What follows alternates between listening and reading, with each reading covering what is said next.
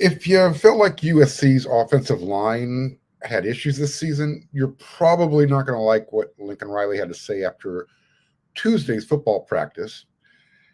And can you hear the shoes squeaking in the distance? That's what's coming up next on Locked On USC.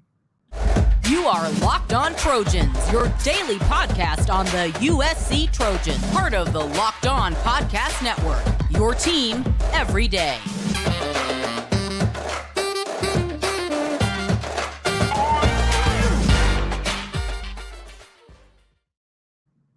Fight on, everyone. I'm your host, Mark Culkin, and thank you for making Locked On USC your first listen every day. Whether you're watching on YouTube or wherever you download your podcast, we're free. And thank you so much for coming along for the ride. I hope you're enjoying the show. If you are watching on YouTube, hit that red subscribe button. Give me some likes. Tell me what you don't like about the show, but it means a lot whenever you hit that subscribe button. So thanks again. And you just want to hear the voice, you don't want to look at the face, you can, wherever you download your podcast, go ahead every day. It's free. And you can follow me at Twitter at Mark Culkin, MarkKulkin. So go over a little practice report from Tuesday. And I don't know if you knew this, but what if I told you that the Washington State Cougars currently ranked third in the nation in tackles for loss? They average 9 per game.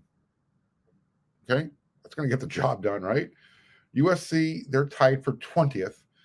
They're only averaging 7 per game. So those Wazoo's getting 9 per game. USC's getting 7. It seems like there's a big difference there, but there's a lot of teams tied in between. So they actually match up kind of well there.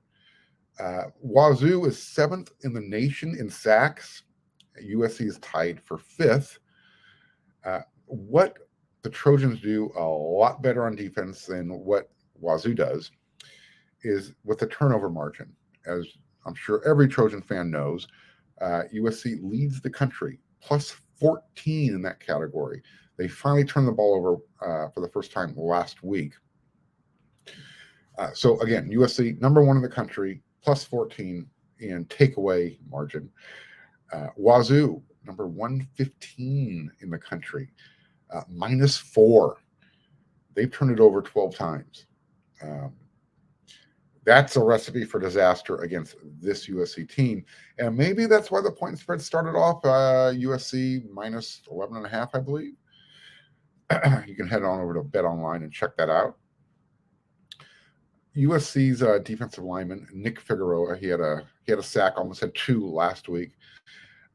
He kind of shed a little bit of light on how the defense, how they view that accomplishment as far as the takeaways.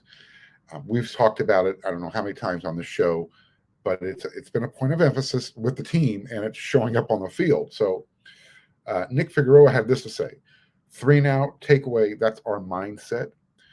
We call them takeaways and not turnovers because we force them, and your feelings have no place on the football field. Our job is to get the ball back to the offense. If that's 3 and out or takeaway, you got to get the ball back. He's pretty much echoing what his defensive coordinator, Alex Grinch, has said since he's been here. The ball doesn't know where it's supposed to go.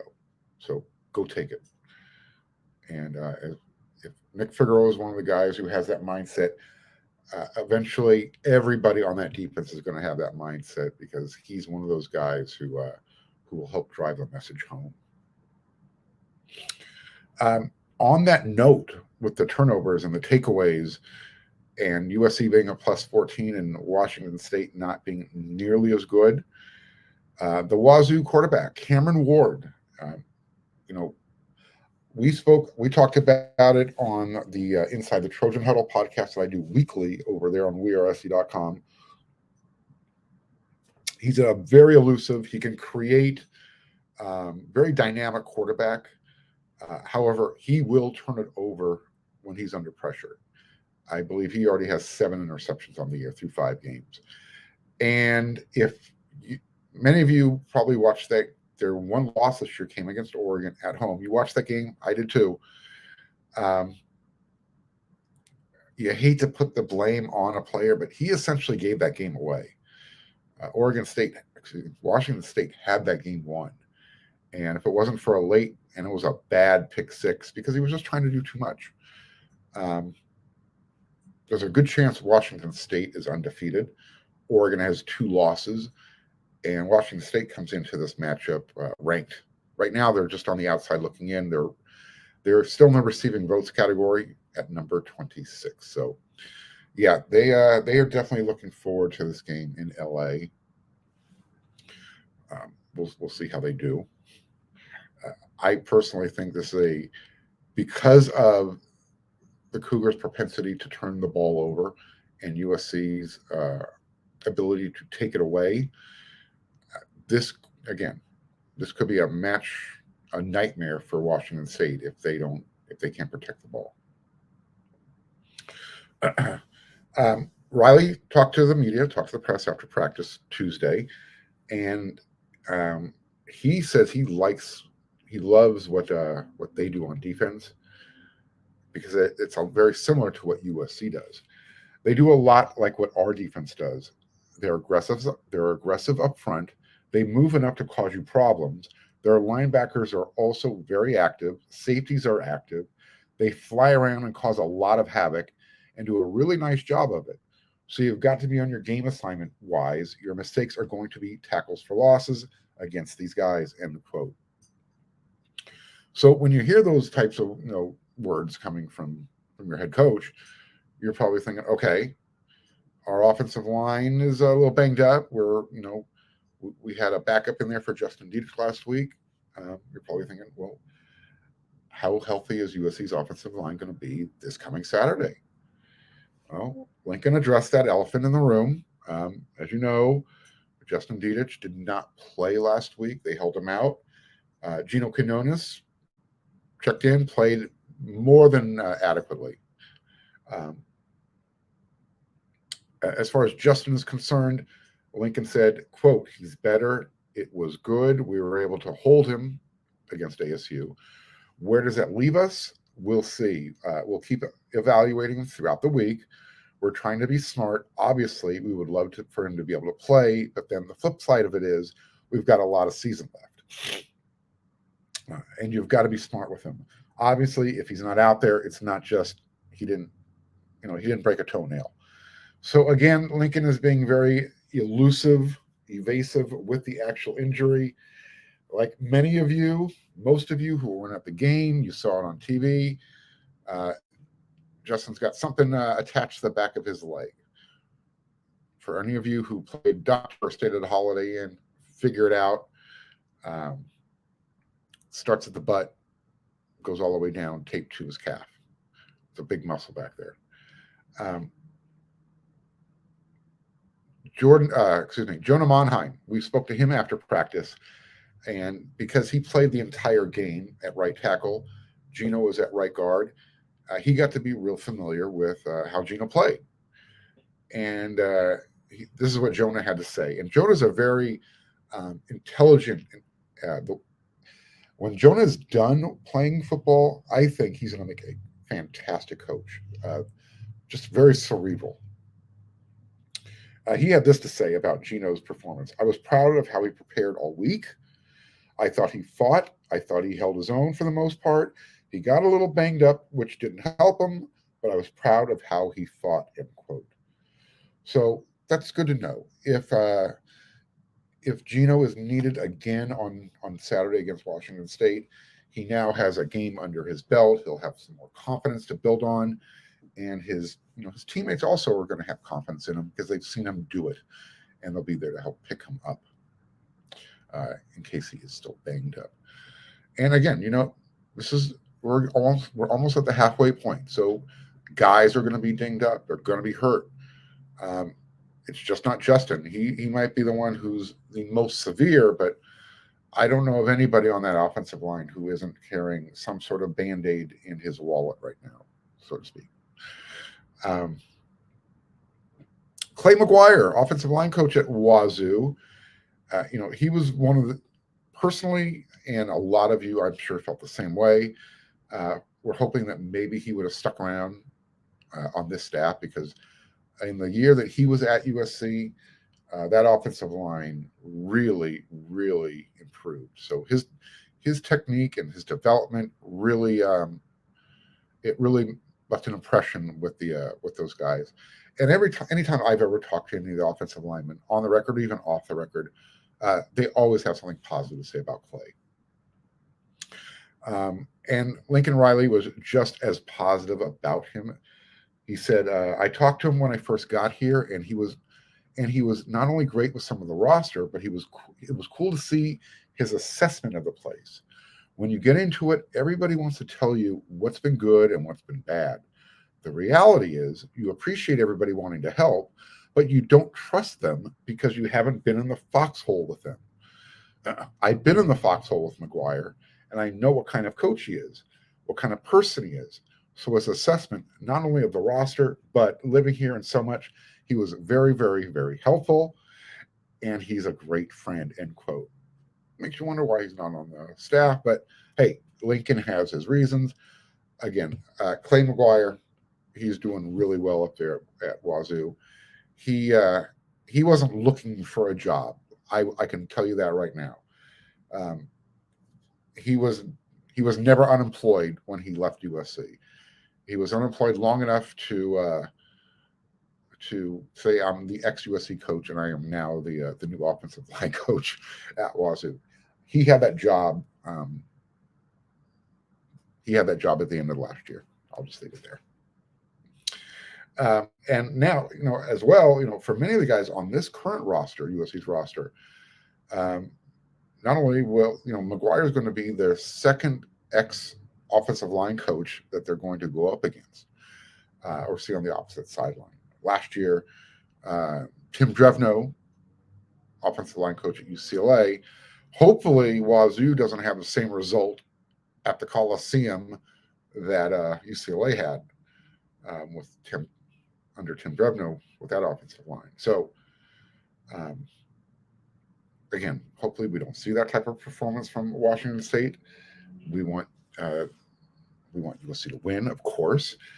But I can tell you, one of the offensive line did tell me off the record today, just in passing, that while he did love playing for Clay McGuire, he said, quote, "We're going to kick their asses on Saturday," end quote. On that note, we have a new sponsor. It's with Nissan Thrilling Moment. So what they're doing, our partners at Nissan and Locked On, we're working together to create a new segment across the Locked On College Network titled Thrilling Moments, where we're going to highlight the most exciting play from USC's weekend, this past game, or throughout their history. And this week's thrilling moment from USC is obviously, let's just say this. Caleb Williams and his Houdini act at the goal line, where he literally, he turned an Arizona State Sun Devil safety into a first down for USC. I believe the drive started at their own 6. He dropped back to pass.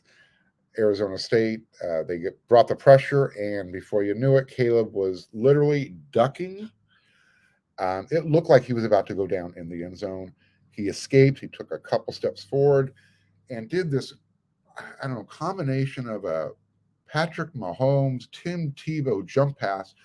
When you're watching him, it looks like he's just trying to heave it and throw it out of bounds and say, just play another down, get it to second down without taking the safety. All of a sudden you look and Jordan Addison is right there waiting for the pass. And I believe it was like a 16, 17-yard reception. So amazing play. And, it led to a long 10-play scoring drive. Malcolm Epps ended up with a touchdown. So that was your Nissan thrilling moment of USC's most recent game. So again, this segment has been inspired by the thrilling new designs featured across Nissan's new lineup of vehicles. You can pursue what thrills you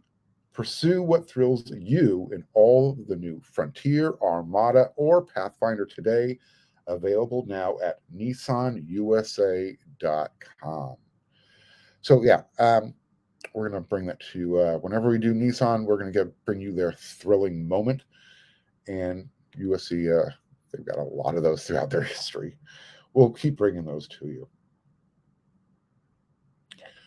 All right, I got to go to practice on Tuesday. It's been a minute since I've been out there. I've got some other obligations I had to take care of. However, I do truly apologize for that. It kills me when I'm not at practice. To me, even with the limited access, for me, being able to watch USC football practice, it's the greatest thing since sliced bread. I just have a fantastic time, and I try to bring you my own unique observations, some notes, things that I kind of pick up that I don't think you'll find anywhere else. And if you want to read about today's practice report in full length, head on over to wearesc.com when you're done here with Locked On USC. We've got a free 1-week subscription going. I've got my notes and observations report ready for you to peruse. Some good stuff in there too. But what I did get to see on Tuesday, during the portion of practice that we are allowed to watch, Gary Bryant Jr., as you know, I'll repeat it if you forgot. He is going to redshirt this year. He is not hurt anymore, but his goal is to graduate at the end of the semester, and then he's going to hit the portal and look for look for another place to play. The wide receiver room is really crowded at USC, and Gary he needs to move on. And you encourage somebody who is looking out for his own best interest. He's a junior now, and there's just a lot of talent there, a lot of talent coming in. Not saying he doesn't want to compete, but last year he was the second leading receiver. He actually turned into the leading receiver when Drake London went down, and all of a sudden he's just finding himself down the depth chart. And that happens when you bring an infusion of talent in. Nobody is upset with Gary. And you know why none of the USC fans should be? You're not going to find a better scout team wide receiver anywhere in the country. So he is still helping this team prepare this season. And he was given the starting and backup defense, all they can handle today during practice. Again, find me a better scout team wide receiver anywhere in the country. He was out there lighting a couple of guys up, and it was kind of funny because you can Alex Grinch, he can see the plays developing. And if you're not lined up right, I caught him a couple times just shaking his head because he knew what was going to happen, and lo and behold, as the play unfolded, there's Gary Bryant running a slant for a touchdown. Even Josiah Zamora, and I don't say even, to make it sound like, oh, just that guy. Preferred walk-on Josiah Zamora, who played at Mater Dei, knows how to play football.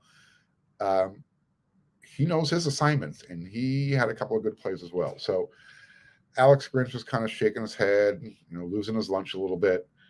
And we'll get to talk to him after Wednesday's practice to kind of get his impressions of the challenges that Washington State presents on offense. Lincoln Riley kind of touched on their defense a little bit. We went over that already. What else did I get to see at practice? There was a ton, at least a baker dozen of NFL reps today. Again, a lot more talent at USC via the portal that's being developed through recruiting. And the NFL is excited to see how this new coaching staff is developing. So that's going to lend itself to USC in the future. Recruits hear this, they read about it, and that intrigues them. I also got to see special teams, what we get to see of the special teams working. So Luke Heward he was with the punt returners. Keel McDonald was out there with the kick returners. And Zach Hansen was kind of overseeing the two groups, walking in the middle, arms folded, doing that coach walk pacing, kind of just making sure the drills were going according to plan. Look, they're doing what they can. They're working on making sure technique-wise they're catching the ball, their feet, they have the right foot placement, and they're looking for the right lane to take off on. That's all I get to see as far as, going 11 on 11 live situation. I can't offer you any assistance there. Sorry. My feelings. I think hopefully next year we have a full-time special teams coach, not to take anything away from the guys I just mentioned, but I'm sure they would prefer, and maybe they wouldn't. Maybe this is, something they also enjoy doing. But if you're doing it by committee, that you're taking time away from being your position coach, special teams should have a full-time dedicated coach. My opinion, that's all. I'll leave it there. Zion Branch, just a random observation I'm going to drop in here for you real quick.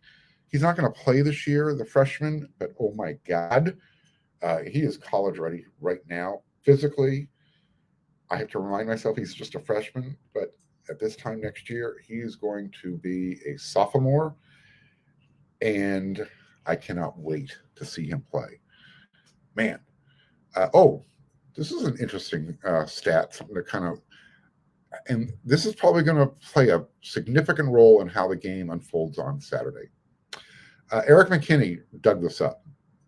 Again, go check it out over there on WeAreUSC.com. USC holds a 55-7 scoring advantage in the third quarter. Not bad, right? Well, the Cougars have outscored their opponents 37-6 in their third quarters this season, and that includes shutouts in 4 of those games. And they also held a 10-6 advantage against Oregon. We know where they lost that game. I'm not going to rehash it again. So as long as USC can stay on their own schedule offensively, and when I talk about that, get the ball, watch Caleb do his magic, score a touchdown. They like to do that at least 3 times in a row to start a game on their first 3 possessions, sometimes 5 times in a row. I believe in their last 14 offensive possessions, they have 12 touchdowns. That's what other teams have to contend with. Field goals won't get it done. So, as long as USC can stay on schedule offensively, scoring touchdowns, then when that third quarter success, that's going to play a huge role this Saturday. One of those two is going to have to give, right? It's going to be a key component no matter what. And you want to get the full context of that stat. Again, head on over. Eric's got a really cool article you want to read about it. So here's what it's going to come down to. If the Cougs can get some early stops and get USC off of schedule early in the game, that third quarter, that could be the key if their defense holds up and USC's doesn't. That's going to be something to keep an eye on. This is the type of thing you would, maybe do a prop bet on during Super Bowl week. You could maybe head on over to betonline.net and check out and see if they got anything like that going on, because they are your number one source for all your football betting information this season. You can find all the latest player developments. Oh, you know what? Before I forget, boom, get that up here. And team matchups, news, podcasts, as well as in-depth articles and analysis on every game you can find. And as always, BetOnline remains your continued source for all of your sports wagering information with live betting and up-to-the-minute scores for every sport out there. They are the fastest and easiest way to check in on all of your favorite game events, including Major League Baseball. Dodger playoffs start next week, MMA, boxing, and golf. Head to betonline.net or use your mobile device to learn more. BetOnline, where the game starts. All right. I mentioned, did you hear some shoes squeaking? Well, guess what? Yeah, we're right in the middle of football season, but basketball season is literally right around the corner. And I got to go watch the team scrimmage today. It was their first one of the off season, so I picked the right day to check out practice. And I loved what I saw. I mean, I loved a lot. I'm probably, a little giddy, a little excited, but for those of you who don't know, I am a diehard, passionate USC football guy. I used to coach high school basketball, and I am probably even more passionate about USC basketball. It's a love-hate relationship. Some people say it's cursed, but I've seen them almost get to the mountaintop, and for me, that would be the Final Four. I've seen them reach the Elite Eight twice, and I need them to get that next step. Whether they're going to get there this year, I don't know. They're going to play small ball. It's going to be the first time in 3-4 years without a Mobley on the court. Coach Eric Mobley is still on the bench, which is a great thing. Good guy. And again, I said there was a lot to like with what I saw in the scrimmage today. I'm going to have a full notes and observation report from practice up tomorrow, Wednesday, on WeRC.com. You can check it out there. Rich Rubin, I'm going to call him our head basketball writer. He was also there at practice, so it was just WeRC represented. Pretty cool. And he also is going to give you his impressions on each player individually broken down. I'm going to do more of a shotgun approach, where I'm just going to kind of splatter everything all over the wall. Here's what I saw real quickly so we can get out of here. Malik Thomas, he is going to have a great season. I'm calling it right now. He is really developed. He's gotten that high school out of the game. I called him Velcro. When the ball found him, it never left him. He knows when to take the shot, when to drive, when to give it up. You could really see his game mature. And it looks like he's lost a little weight too, so it's going to make him even quicker. Harrison Hornery, our friend from down under, that young man can stroke it from the outside. Let me tell you, if he's going to be a stretch four, he was stroking it consistently. Such a smooth shot. I really, really like if the team is going to have to play small ball, more disciplined, they're going to have to really learn how to move it around to get the open shot, play a lot of backdoor stuff. I won't say a Princeton's type of offense. There's just way too much athleticism on this team just to go four corners, backdoor cut, although really effective. And if you can do it with athleticism, it's a hard offense to stop. Pete Carrill, he showed you what he can do. I'll never forget that beatdown they did of UCLA. It was something special to watch. I digress. Drew Peterson, Boogie Ellis. I am so happy they came back. Drew is really looking forward to playing this year. I asked him, what his role is going to be. He said, hey, 1 through 4, anywhere. Because I said, are they going to have you down in the post? He said, hey, in a little bit, they will. So he's going to play the 1, the 2, the 3, play some 4. He is definitely your, what do you call him? Your all utility switchblade knife type of guy. Your Swiss Army knife. There you go. That's the term. Boogie, he looks fantastic. And his outside shot was falling. Maybe it was today again, but it seemed like last year everybody shot 70% from 3 against USC. And Drew Peterson brought this up after practice to me. I said, wouldn't it be great if you guys, because it looked like you guys were really shooting well. He goes, that's our goal. We're going to make other teams pay this year. We're tired of everybody dropping 3 in our face, even when they were playing good defense. So, and another thing, they're going to toughen up Boogie Ellis this year. There was a funny moment. He drove the lane, got knocked down hard, and you could hear Eric Mobley from the opposite bench, "Don't help him up." And it was said in jest, but they want Boogie to get up on his own, not always look for that helping hand. So, just a little bit of tough love.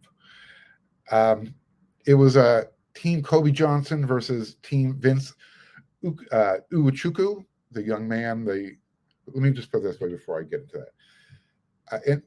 Andy Enfield told me, quote, NBA player.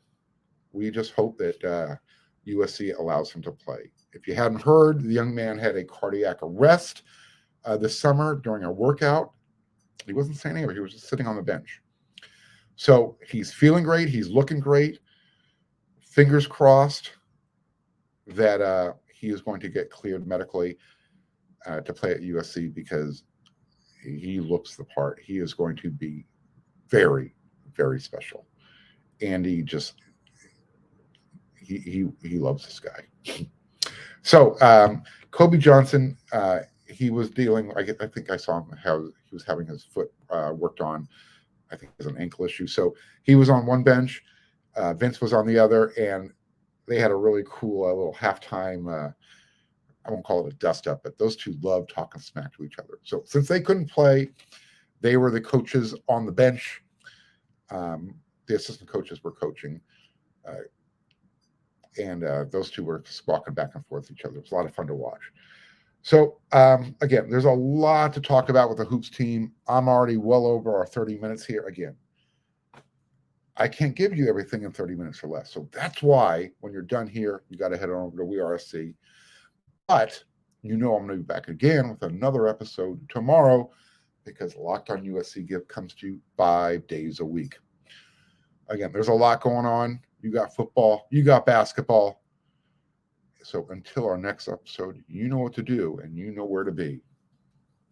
Until then, talk to you.